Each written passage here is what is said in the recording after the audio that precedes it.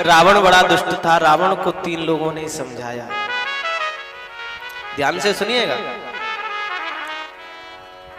रावण को 3 लोगों ने समझाया। माल्यवन जी ने समझाया, मंदोदरी जी ने भी समझाया, और साहब विभीषण जी ने भी समझाया। विभीषण जी ने समझाया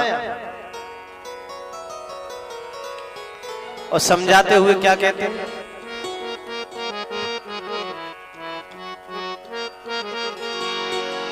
तात राम नहीं नर भूपाला, तात राम नहीं नर भूपाला, तात राम नहीं नर भूपाला, तात राम नहीं नर भूपाला, भुवनेश्वर कालहू करतारा,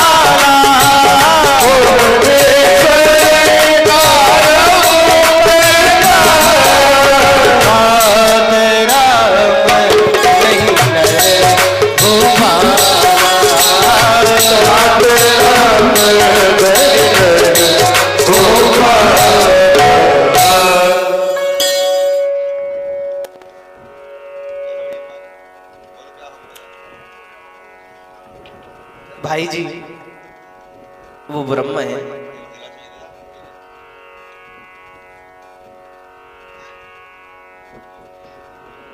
उनसे आप बैर क्यों मोल ले रहे हो? जगत जननी है मां जानकी।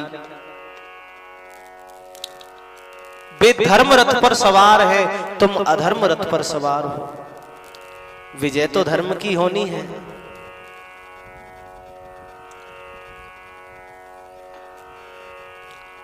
बहुत समझाते समझाते विभीषण जी ने इतना कह दिया, तात चरण गहि मांगो राखो मोर दुलार, और सीता देहु राम कहूं अहितन होए तुम्हार।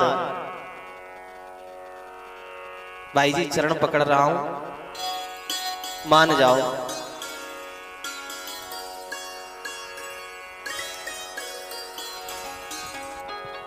रावण ने कहा, बोले तुम चरण पकड़ो चाहे कुछ भी पकड़ो, हम तुम्हारी बात मानने वाले नहीं। और एक लात मार दी खींच के। विभीषण जी ने फिर चरण पकड़े, दूसरी लात मार दी, फिर भी चरण पकड़ते हैं। भाई जी कोई बात नहीं है, मान जाओ। कितनी लात मारी? विभीषण जी चरण पकड़ते जा रहे, रावण ने लगातार 6 लात मार दी। अस कही कीन्हे से चरण प्रहारा, अस कही कीन्हे से चरण प्रहारा, अनुज कहे पदभार निवारा, अनुज कहे पदभार निवारा, अस कही कीन्हे से चरण प्रहारा,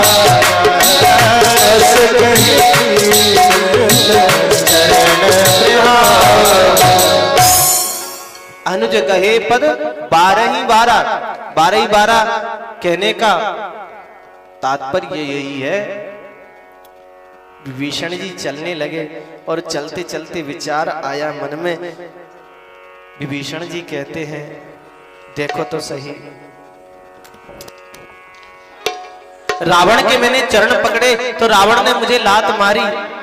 यदि मैंने रघुनंदन के चरण पकड़े होते तो कम से कम 6 बार दुलारते तो सही, प्यार तो करते मेरे ऊपर। 6 लात मारी तो चलते हुए विभीषण जी ने भी भगवान की 6 घटनाओं से युक्त चरणों का स्मरण किया, चिंतन किया। सुनिए, जे पद पर सितरी ऋषि नारी, जे पद पर सितरी ऋषि नारी, जे पद पर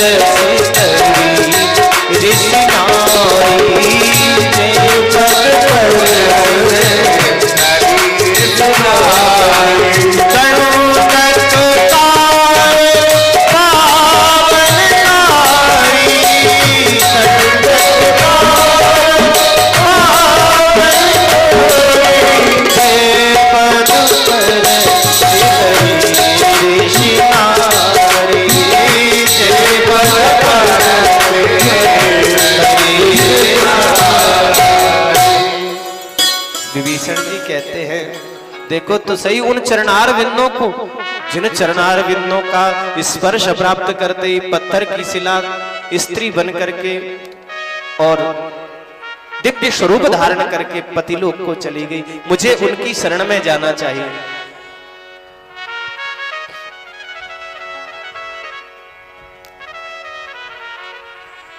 बोले शरण तो बहुत अच्छे हैं, अहिल्या भी शापित और मैं भी शापित। उन चरणों ने अहिल्या का भी उद्धार कर दिया,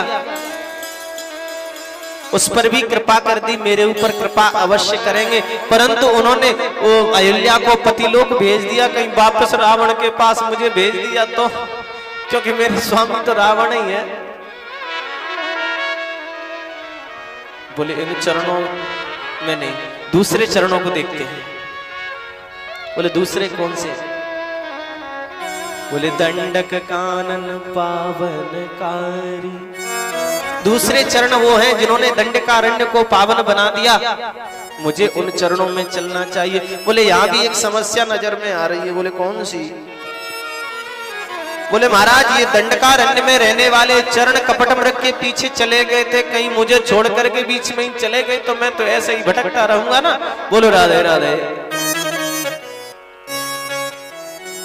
तो बोले इन दोनों चरणों को छोड़ दे, तीसरे चरण में चलते। तीसरे? बोले तीसरे कौन से हैं?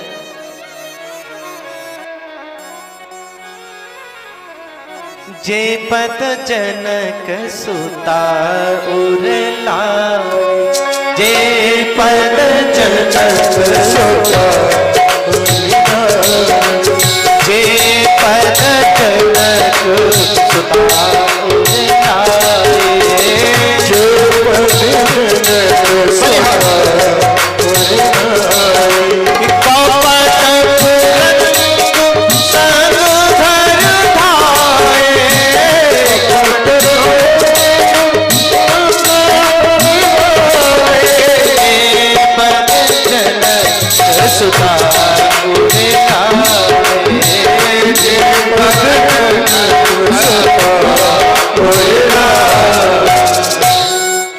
तीसरे चरण जो किशोरी जी के हृदय में विराजमान रहते हैं।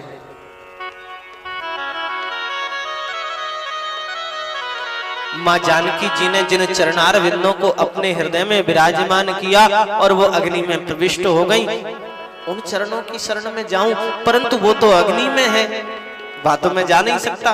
माता जी तो अग्नि में प्रविष्ट हो चुकी हैं, वहां नहीं जा सकता। तो बोले चौथे चरण, बोले मारीच के पीछे जा रहे थे।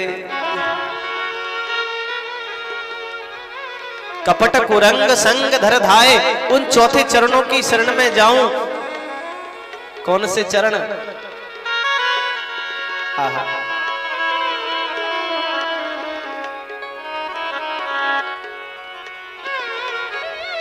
जिन चरणों का आश्रय लेने के लिए स्वयं मारीच भले ही राक्षस है, परंतु वो चाहता है कि वो चरण मेरे पीछे चल करके आए। निज परम प्रीतम देखि लोचन, सुफल करी सुख पाई हो।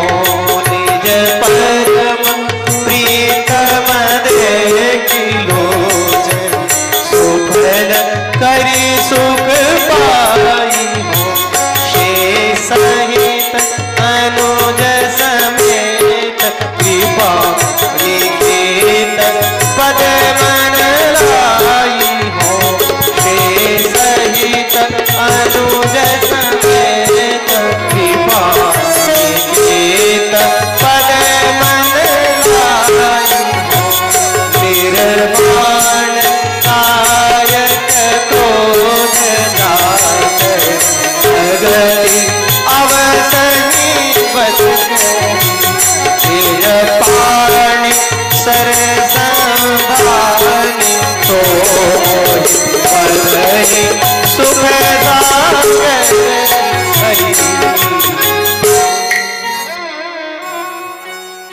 निज भवानी शर संधानी सोमोहि बधई सुख सागर हरि। वो मारीच भी आया है उन चरणों की कृपा पाने के लिए, उसके पीछे दौड़ भी रहे, क्या मुझे उनकी चरण में जाना चाहिए?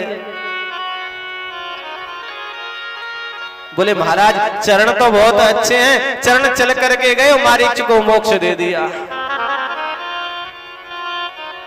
मारीच को मोक्ष दे दिया, पर मुझे मोक्ष नहीं चाहिए, मुझे तो प्रभु की लीला में सम्मिलित रहना है। सगुण उपासक मोक्ष न ले, वो चरण भी नहीं चाहिए। तो 5 में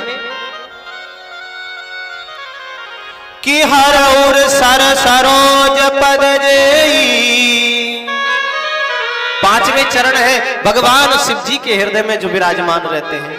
हर और सर सरोज, भगवान शिव जी के हृदय रूपी सरोज कमल पर विराजमान है। अहो भाग्य में देखियूं ते, मेरा बड़ा सौभाग्य होगा कहीं वो चरण मुझे प्राप्त हो जाए, परंतु एक समस्या वहां भी आ गई। बोले कौन सी? बोले समस्या ये है कि भगवान शिव जी तो योगेश्वर हैं, उनकी जैसी साधना हम साधारण से कैसे कर सकते हैं? जिनको स्वयं शिव जी विराजमान करे हुए हैं, उन चरणों को अपने हृदय में, वो चरण किसी साधारण के बस की नहीं है कि उनकी सेवा कर ले, साधना कर ले। कैसे कर सकता है? वैष्णवानाम यथा शंभु, और हमारे तो गुरु जी हैं, गुरु की बराबरी चेलवा थोड़ी कर लेगा। ये सब ऐसे ही बनाई हुई कहावत है कि गुरु गुरु रह गए और चेला शक्कर रह गए। ये आप कभी सोचना भी नहीं, गुरु हमेशा महान होते हैं। गुरु माने होता ही है भारी वजनदार, गुरु तो गुरु है साहब। ये उन लोगों की छोटी मति है जो कहते हैं अरे गुरुजी ने तो 2-5 बातें बताई थी, वो हमने सब इकट्ठी कर ली है। नहीं भैया, वो 2-5 बातों में आशीर्वाद छुपा है, वो आशीर्वाद ही जगत में चल रहा है। गुरु हमेशा भारी है। गुकारत अंधकार स्यात् रुकारत तन्निरोधक अंधकार निरोधत्वम गुरु इति विधीयते, शास्त्र कहता है।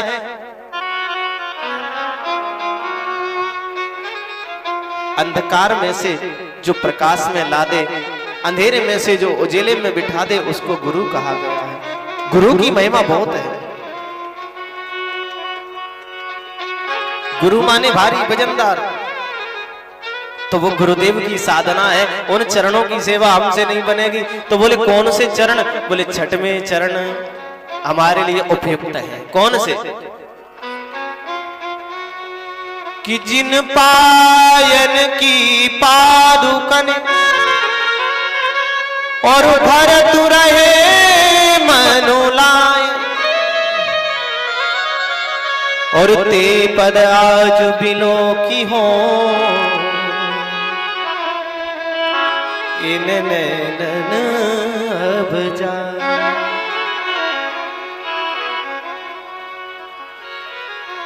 जिन चरणार बिंदों की चरण पादुका को श्री भरत जी महाराज अपने सिर पर रख कर के लाए और उन चरण पादुकाओं की वो सेवा करते हैं, वो चरण जिन्होंने भरत जैसे को अपनाया।